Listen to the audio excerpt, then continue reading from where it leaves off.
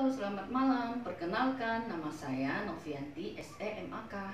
Saya merupakan salah satu dosen di Universitas Widya Dharma Pontianak.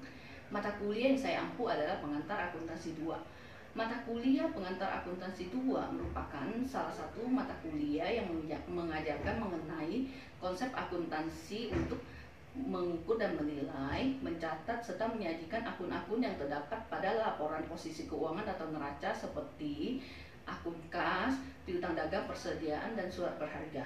Tujuan mata kuliah pengantar akuntansi 2 adalah untuk mengajarkan kepada mahasiswa mengenai konsep pengendalian internal dan kas, kemudian mampu memberikan pemahaman kepada mahasiswa mengenai konsep kas, piutang usaha, persediaan, aktiva tetap, serta surat berharga.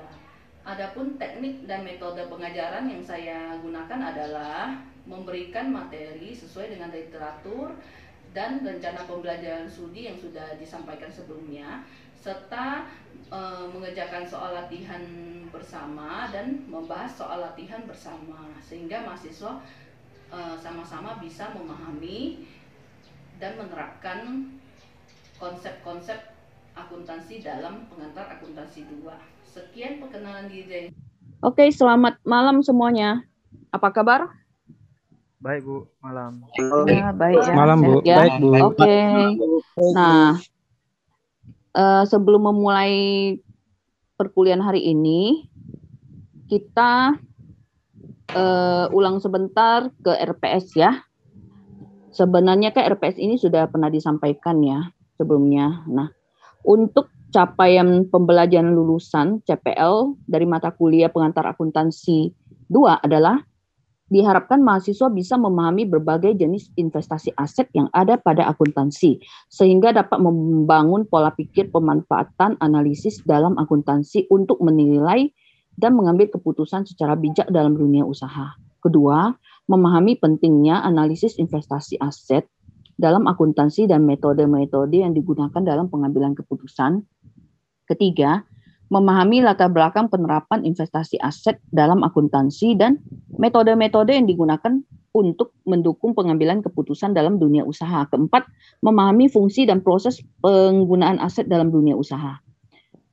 Capaian pembelajaran mata kuliah yaitu mahasiswa mampu memahami elemen dan prinsip pengendalian internal serta konsep akuntansi kas, pencatatan kas kecil dengan metode impres dan fluktuasi, dan penyusunan laporan rekonsiliasi bank. Kedua, mahasiswa mampu memahami konsep mengenai piutang, pencatatan dan penaksiran piutang tidak tertagih dengan analisis saldo piutang dan analisis umur piutang. Ketiga, mahasiswa mampu memahami perbedaan pencatatan persediaan dengan metode periodik dan perpetual dan menilai persediaan dengan metode rata-rata FIFO dan LIFO. Keempat, mahasiswa mampu memahami konsep penyusunan aktiva tetap dan akuntansi atas pelepasan aktiva tetap. Kelima, mahasiswa mampu memahami konsep surat-surat berharga dan menilai surat berharga dengan metode harga pokok, harga pasar, dan LCOM ya. Nah, kita lihat yang untuk pertemuan yang pertama kan sudah pernah disampaikan kontrak belajar ya, yaitu dan kemudian RPS dan RTM juga sudah ya. Nah, yang pertemuan kedua kali ini, kita kemampuan akhir mahasiswa atau KM yang diharapkan adalah mahasiswa mampu memahami konsep pengendalian internal serta konsep akuntansi kas ya. Bahan kajiannya pengertian dan elemen pengendalian internal, prinsip pengendalian akuntansi efektif, pengertian akuntansi kas dan pembentukan kas kecil, kemudian penjelasan metode impres dan metode fluktuasi ya. Strategi atau metode pembelajaran adalah kuliah daring, diskusi, studi kasus. Kemudian pengalaman belajar, di sini mahasiswa mendengarkan secara aktif materi yang dijelaskan oleh dosen. Mahasiswa memahami elemen dan prinsip pengendalian internal. 3, mahasiswa memahami konsep akuntansi kas dan pembentukan kas kecil. Lalu kriteria penilaian atau indikator capaiannya adalah mahasiswa dapat memahami dengan baik materi yang dijelaskan oleh dosen. Kedua, mahasiswa dapat mengerjakan soal-soal dengan benar. Ya, instrumen penilaiannya tertulis, kinerja, kecocokan jawaban, kelengkapan, kemampuan menjelaskan, dan perilaku atau karakter. Oke, sekarang kita lihat RTM. RTM-nya ya, RTM untuk pertemuan yang pertama.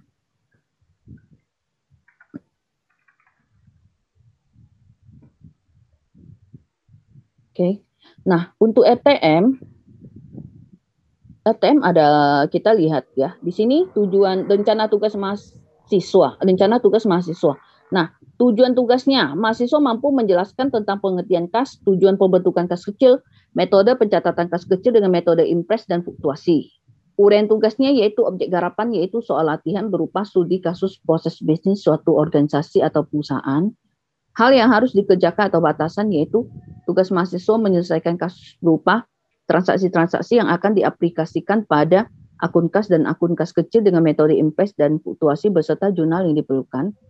Ketiga, metode pengerjaannya yaitu sesuai arahan dan bentuk soal yang diberikan oleh dosen pengampu. Keempat, deskripsi luaran tugas yang dihasilkan yaitu menerapkan transaksi keuangan perusahaan yang berkaitan dengan akun kas dan kas kecil dan melakukan penjurnalan secara tepat dengan masing-masing metode. Kita lihat lagi kriteria dan bobot penilaian ya. Kelengkapan dan kebenarannya 80%, kerapian penyajian tugas 10%, dan aktivitas tanya jawabnya adalah 10%.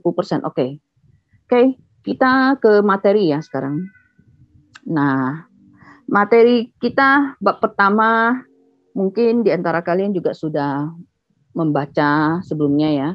Nah, kita belajar tentang pengendalian kas ya.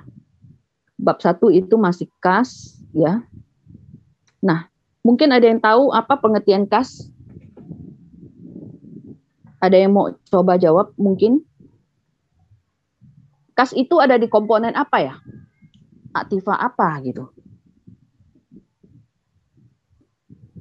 Dita coba. Ya, tadi siapa yang jawab? Dita ya? Siapa yang jawab? Saya Bu, Valen Bu. Valen, oke, aktiva lancar ya Valen ya. Nah, ada kalau di laporan keuangannya itu jenis apa ya? Laporan apa ya biasanya?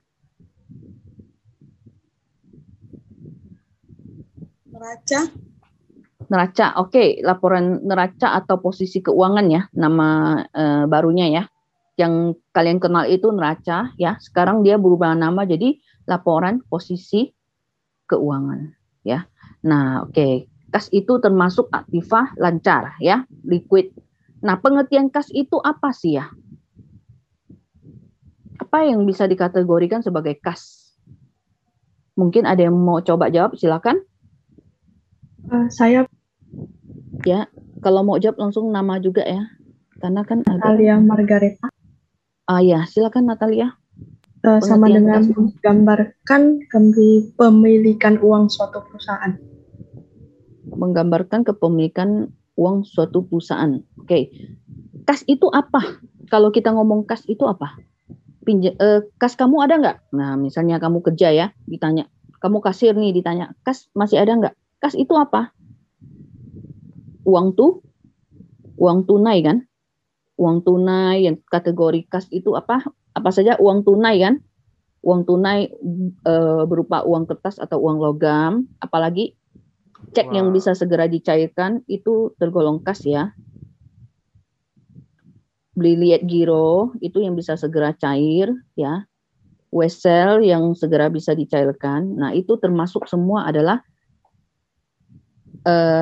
kas ya. Yang bisa segera dijadikan uang tunai itu kas ya. Tapi yang kalau di kasir itu kalau kategori kas adalah uang kertas dan uang logam ya, yang liquid. Oke. Mungkin bisa di share screen ya. PowerPoint-nya kita lihat. Belum ya Bu? Bentar ya. Iya, belum dari tadi.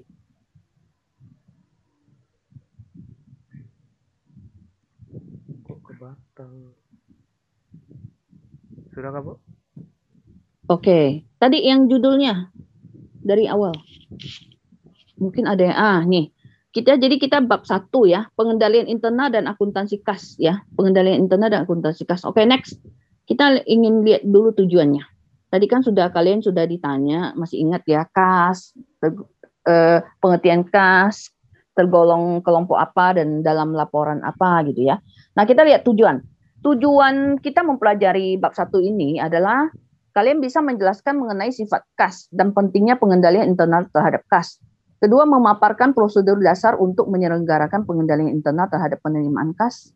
Ketiga, memaparkan prosedur dasar untuk menyelenggarakan pengendalian internal terhadap pembayaran kas termasuk penggunaan sistem voucher. Keempat, menguraikan sifat rekening bank dan penggunaannya. Dan keenam, membukukan transaksi yang melibatkan kas dalam jumlah kecil dengan menggunakan dana kas kecil. Ketujuh, mengikhtisarkan cara penyajian kas di neraca. Kedelapan, menghitung dan menginterpretasikan rasio kas terhadap kewajiban lancar. Oke, untuk tujuan ada yang mau ditanyakan nggak ya? Oke, sambil kalau misalnya saya lagi jelaskan, kalau kalian nggak ngerti, kalian boleh tanya ya. Oke, lanjut, next. Kita lihat pengendalian atas kas. Tadi kan kita sudah tahu kas itu apa ya? Uang tunai, ya, uang tunai, uang kertas atau logam yang bisa segera dicairkan dan dia mudah dipindah tangankan, betul ya? Sehingga untuk kas ini apakah rawan nggak terhadap pencurian atau kehilangan? Rawan nggak? Coba Rawan. jawab. Rawan Kan? Rawan Banget ya. karena sifatnya Nah, fisik. oke. Betul. Ya. Kita tinggal aja mungkin contoh kasir ya. Kamu kasir di suatu perusahaan atau di mana lah ya. Kamu tinggal, misalnya kamu mau ke kamar kecil, kamu tinggal, nggak ada yang jaga, kamu tinggalin begitu, kamu ke toilet mungkin, ya. Tiba-tiba kamu masuk lagi ke ruangan, uang kamu udah hilang, ya. Jadi rawan ya. Makanya kenapa biasanya untuk pemegang kas itu sangat harus ya hati-hati gitu, harus aware gitu ya. Nah, kadang-kadang di ruangan pun dipasang CCTV ya, ruangan kasir dan tidak boleh sembarangan orang masuk ya, karena kehilangan merupakan tanggung jawab si pemegang kas, betul ya. Nah, kita lihat pengendalian atas kas. Nah, banyak perusahaan membutuhkan beberapa akun kas untuk membukukan kategori kas dan dana yang berbeda. Nah, tergantung kebijakan masing-masing perusahaan ya. Kebanyakan perusahaan memiliki lebih dari satu rekening bank. Nah, judul untuk setiap akun bank sebaiknya, misalnya kas di bank, nama banknya apakah Bank Mandiri, Bank BCA, Bank BII kan macam-macam ya. Nah, kita lihat pengendalian itu ada dua jenis. Ada pengendalian preventif, yaitu melindungi kas dari pencurian dan penyalahgunaan. Itu mencegah ya. Contoh ruangan dipasang CCTV, kas itu setiap hari sebelum pulang kasir disuruh opname dulu, hitung dulu. Kalau kurang dia harus nombok ya. Misalnya setiap di opname-nya itu orang yang berbeda setiap hari biasanya ya. Akunting atau siapa yang di kantor yang ditunjuk, yang independen, yang dia hitung gitu. Oh kurang 5 juta, berarti dia harus kembalikan hari itu juga 5 juta ya. Nah, pengendalian detektif didesain untuk mendeteksi pencurian atau penyalahgunaan dan bersifat preventif juga. Kalau detektif ini lebih ke misalnya boleh kamu pasang CCTV ya. Misalnya tiba-tiba hilang, sering hilang. Nah, CCTV bisa diputar. Kenapa hilangnya gitu? Siapa yang curi ya? Atau kalau bisa ada sistem lain yang dirancang, apakah dia bersifat pengendalian preventif ataupun yang detektif ya, itu tergantung kebijakan perusahaan. Oke, sampai di sini ada pertanyaan? Oke, next lanjut ya. Sambil ya, kalau mau tanya langsung, Bu, saya mau tanya gitu. Oke, kita lihat pengendalian internal atas pembayaran kas. Nah, kita lihat ya yang pertama. Pengendalian internal atas pengeluaran kas harus memberikan jaminan bahwa pengeluaran dilakukan hanya untuk transaksi yang diotorisasi. Jadi semua transaksi-transaksi itu harus ada persetujuan dulu ya, baru bisa kita bayar seperti itu ya. Jadi enggak, misalnya di suatu perusahaan tagihan kan banyak ya, tagihan-tagihan yang mau dibayar itu banyak. Jadi kayak kasir atau bagian keuangan itu tidak bisa seenaknya mau bayar gitu. Jadi mereka harus taat kepada peraturan. Misalnya kalau di perusahaan tempat yang biasanya ini berlaku, tagihan harus memperhatikan jatuh tempo. Di proses yang sudah jatuh tempo dulu gitu ya.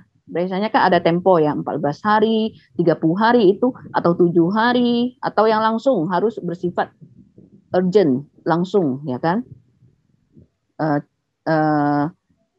COD ya kan.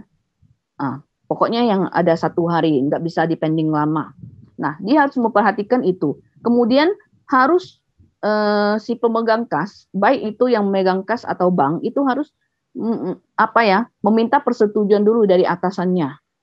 Nah, kalau disetujui oleh atasan, baru diproses untuk dibayar. Seperti itu ya. Kedua, pengendalian kas harus memastikan bahwa kas digunakan secara efisien, ya. Jadi kas itu harus digunakan secara efisien, tidak boleh boros, ya. Semua hal itu harus ada approval, ya. Misalnya, oh saya mau beli pajangan-pajangan ya untuk di kantor. Ya biasanya kan minta approval dulu ya. Kita lihat ini penting nggak ya untuk dikeluarkan dananya gitu ya. Jadi pengendalian kas itu juga harus memastikan kas itu digunakan secara efisien. Artinya memang benar-benar dibutuhkan dan mendukung operasional perusahaan. Contoh ya gitu. Ketiga, sistem voucher memastikan bahwa apa yang dibayarkan adalah apa yang benar-benar dipesan, diterima, dan ditagih oleh pemasok ya. Jadi kita harus akunting biasanya menyiapkan voucher pembayaran ya. Bond atau bukti penerimaan atau bukti pengeluaran kas atau bank ya, itu namanya voucher ya. Mereka harus memastikan bahwa yang di voucherkan di tagihan, dibuat di tagihan di bukti pengeluaran kas atau bank itu adalah barang-barang yang benar-benar dipesan oleh perusahaan, benar-benar sudah diterima barangnya dan benar-benar ditagih oleh supplier atau vendor yang benar gitu loh ya. Contoh, kita beli ATK nih. Benar, kita cek dulu. Biasanya ada purchase order-nya, ya. Oh benar, kita pernah memesan. Ini ada bukti purchase order. Lalu barang ini sudah diterima belum? Oh bagian gudang sudah terima dan bagian yang membutuhkan, misalnya akunting yang butuhkan, dia pesan. Oke, sudah diterima, barang ini sudah diterima.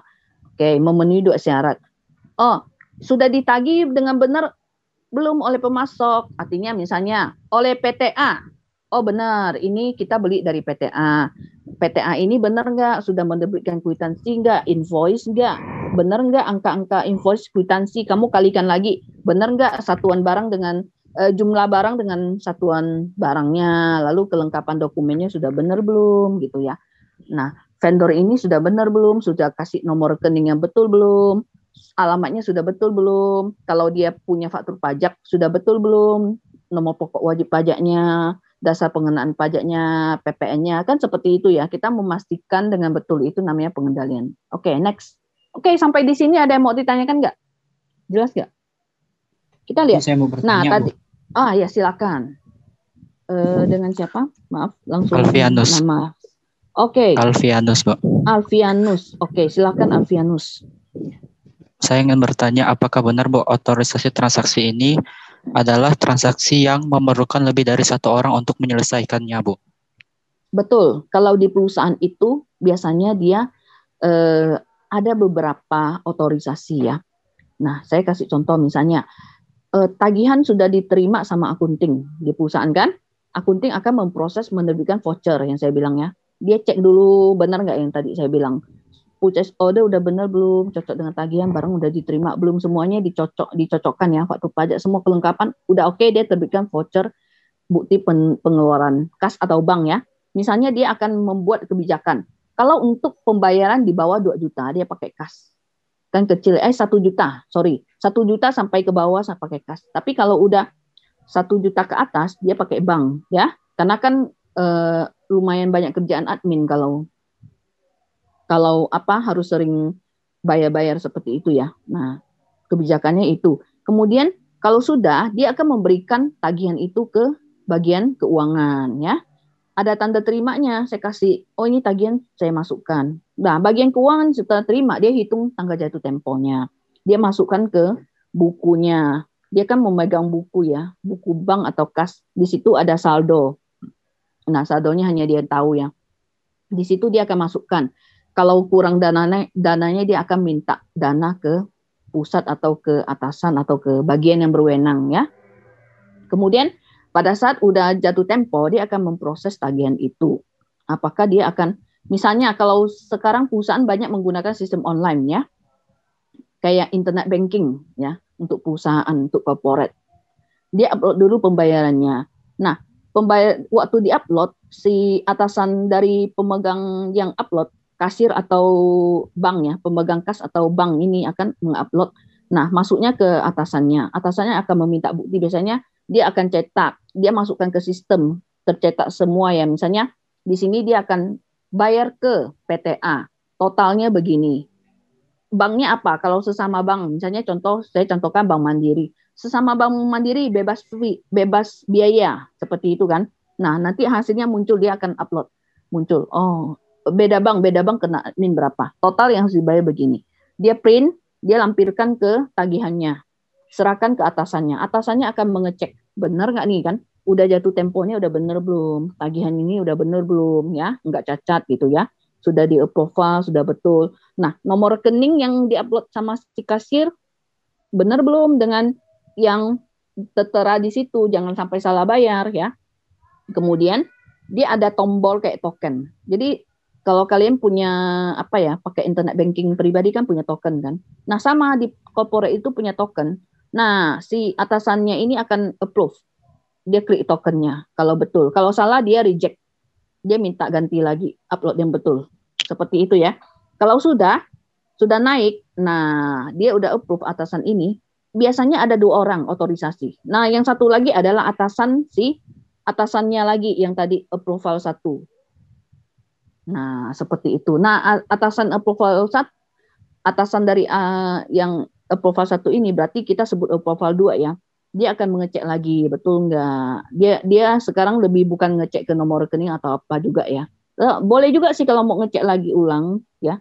Nah, biasanya sih kalau approval 2 itu sudah inilah ya, tinggal kalau dia percaya dia langsung klik disetujui, langsung bayar. Langsung uang perusahaan itu kamu keluar gitu. Langsung saldonya kurang gitu loh. Kayak kamu narik uang di ATM hilang gitu, udah, ya kan? Jadi dia harus memastikan betul. Nah, seperti itu. Jadi banyak kalau di perusahaan itu banyak tergantung nominal, besarnya nominal ya. Biasanya kalau nominalnya makin besar itu ke pejabat yang lebih tinggi jabatannya. Seperti itu sih ya. Di situ mereka harus memastikan betul-betul gitu. Oke, ada lagi pertanyaan? Oke, pertanyaannya bagus ya. Jadi intinya atasan dan bawahannya itu harus saling bersinergi atau bekerja sama untuk menyelesaikannya. Betul. Iya, betul. Biasanya di perusahaan sudah dirancang seperti itu ya, kalau perusahaan nasional ya, lebih banyak pakai, apalagi zaman pandemi COVID, nggak mungkin kan kita sering antri ke bank bayar pakai BG, Giro, ya kan? Sudah pakai token seperti itu. Oke. Dan di approve-nya itu harus ada jamnya, sesuai jam. Kalau enggak expired, kamu ulang lagi, upload dari awal. Oke. Oke, ada lagi yang mau ditanyakan? Pertanyaannya bagus ya. Ada gambaran kan yang saya ceritakan ya? Oke. Nah, sistem voucher adalah sekelompok prosedur untuk mengotorisasi dan mencatat kewajiban serta pengelolaan kas. Nah, fitur-fitur dasar dari sistem voucher. Kita lihat ya. Slide berikutnya. Nah, fitur-fitur dasar dari sistem voucher. Sistem voucher biasanya menggunakan voucher ya. Nah, sistem tersebut biasanya memiliki arsip untuk voucher yang belum dibayar dan yang sudah dibayar. Nah, yang dinamakan voucher itu ada gambaran ya. Kalau kalian belajar di pengantar akuntansi 1 itu adalah bukti pengeluaran kas atau bank ya. Oke. Nah, biasanya dibuat oleh Departemen Akuntansi setelah semua dokumen pendukung yang dibutuhkan diterima. Contohnya tadi purchase order atau pesanan pembelian, faktur pemasok dan laporan penerimaan barangnya ya, seperti itu. Akunting akan menyiapkan bukti penerimaan kas bukti pengeluaran kas atau bank setelah semua kelengkapan dokumennya itu sudah memenuhi syarat ya. Kemudian dalam menyiapkan voucher, petugas hutang usaha memverifikasi kuantitas, harganya, dan akurasi matematis dari dokumen pendukung dan mengarsip voucher yang sudah dibayar. Nah, oke, dalam prosesnya itu berarti masih akunting ya. Dia ada bagian hutang usaha memang. Di perusahaan biasanya ada bagian AP, account payable atau account receivable. Kalau account payable itu yang mengecek masalah hutang. Berarti kalau kita beli barang, berarti kan kita hutang kan? Tapi kalau account receivable itu yang bagian terima uang gitu. Nah, mereka akan ngecek dengan benar nggak, ngecek semua. Caranya dia harus hitung ulang. Benar nggak kamu pesan barang 10, harga satu barang 1 juta, berarti berapa yang harus dibayar? 10 juta kan? Dia hitung dulu betul nggak gitu. Kalau orangnya nagih 100 juta, berarti kan kita balikin ke vendor. Ini salah nih tagihan kamu nih, tolong perbaiki. Ya, seperti itu. Dicek dulu semua. Dicek betul-betul ya, baru dia catat, baru dia verifikasi. Namanya verifikasi ya, mengecek ya. Jadi banyak, di satu perusahaan itu banyak bagian ya. Tugasnya beda-beda. Oke, next ya. Nah, sistem pengendalian internal yang dirancang dengan baik akan dapat mendorong ditetapkannya kebijakan manajemen. Selain itu, juga dapat mendorong terciptanya efisiensi operasi, melindungi aktiva perusahaan dari pemborosan, kecurangan, dan pencurian, serta bisa menjamin terciptanya data akuntansi yang tepat dan bisa dipercaya. Ya, oke. Ada yang mau ditanyakan sampai di sini? Silakan loh ya. Oke, next. Pau. Nah, ada 7 buah prinsip pengendalian intern yang pokok. Yang meliputi, pertama, penetapan tanggung jawab secara jelas. 2, penyelenggaraan pencatatan yang memadai. 3, pengasuransian kekayaan dan karyawan perusahaan. 4, pemisahan pencatatan dan penyimpanan aktiva. 5, pemisahan tanggung jawab atas transaksi yang berkaitan. 6, pemakaian peralatan mekanis apabila memungkinkan. Kemudian pelaksanaan pemeriksaan secara independen. Next.